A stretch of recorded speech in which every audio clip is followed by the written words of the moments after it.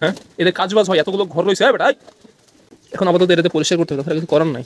যে অবস্থা রে ভাই, এটা কবুতর।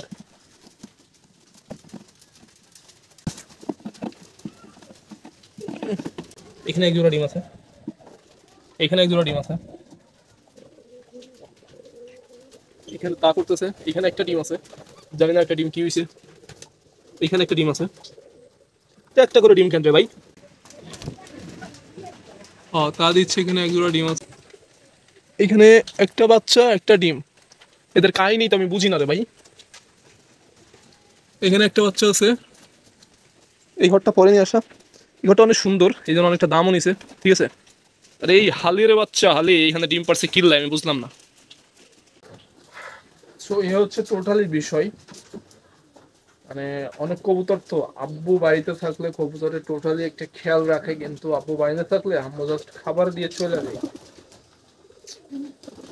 এমন কিছু হয় না, ঠিক আছে। কিন্তু এটাও একটা সম্পদ।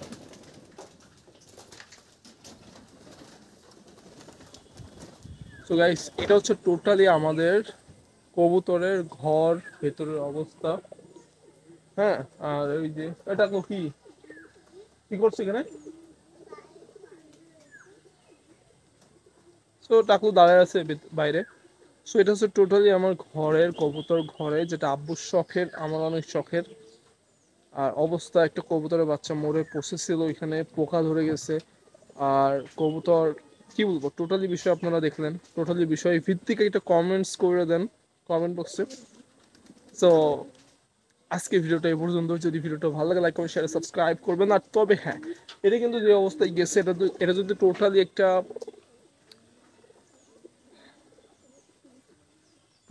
যদি এটা যত্ন নেওয়া যায়, এটা এটা কিন্তু একটা খামারে পরিণত হতে পারে। ঘর দেখছেন, ঘরটাও টোটালি ভালো। সো আজকে ভিডিওটা এই পর্যন্ত। যদি ভালো লাগে video like comment share subscribe করবেন। চ্যানেল নতুন হলে অবশ্যই চ্যানেলটা সাবস্ক্রাইব করবেন। আজকের ভিডিওটা এই পর্যন্তই। এই পর্যন্ত যারা দেখছেন তাদেরকে অন্তরস্থল থেকে অনেক অনেক বেশি ধন্যবাদ। ভালো লাগবে, ভালো থাকবেন, সুস্থ থাকবেন, নিজের খেয়াল রাখবেন, ভালো থাকবেন, সুস্থ থাকবেন। ওই সময় নেক্সট ভিডিও চললাম। বাই।